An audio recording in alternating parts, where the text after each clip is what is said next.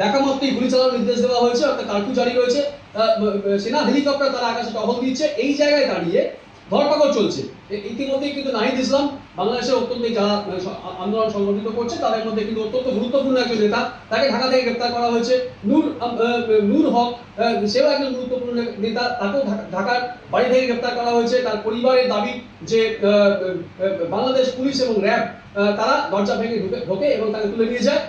নাহিদ ইসলামের কিন্তু এখনো পর্যন্ত কোনো খোঁজ নেই। কিন্তু এই যে বাংলাদেশের শিক্ষামন্ত্রী এবং আইনমন্ত্রী তাদের সঙ্গে যে নরমপন্থীদের যে বৈঠক হয়েছিল ঢাকার যে রাষ্ট্রীয় অতিথি নিবাস পদ্মাতে, সেখানে কিন্তু নাহিদ ইসলাম ছিলেন না। তাহলে নাহিদ ইসলামকে কোথা থেকে গ্রেপ্তার করা হলো সেটা কিন্তু এখনো স্পষ্ট নয়। কিন্তু নূর হককে যে গ্রেপ্তার করা হয়েছে সেটা কিন্তু তার পরিবার জানিয়েছে এবং পরিবারের এটা দাবি যে তাদের প্রত্যেকটা সদস্য তাদের হাত থেকে মোবাইল দিয়ে চলে যাওয়া হয়েছে।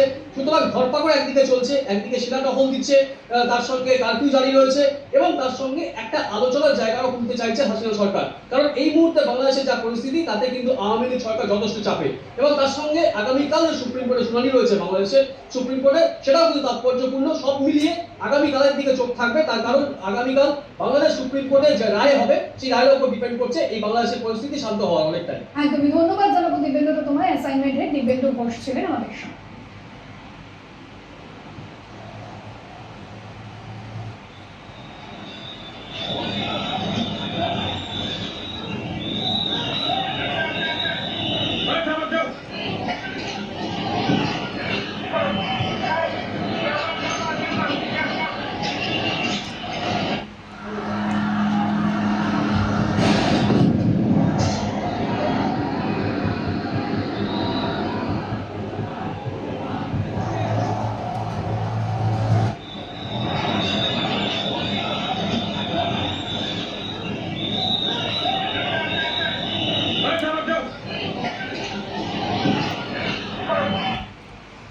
সংরক্ষণ বিরোধী আন্দোলনে উত্তপ্ত বাংলাদেশ, ভয়াবহ পরিস্থিতি তৈরি হয়েছে বাংলাদেশে।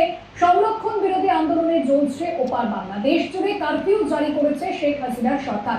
শুক্রবার রাত থেকেই দেশ জুড়ে কারফিউ জারি করা হয়েছে হাসিনার সরকারের তরফে।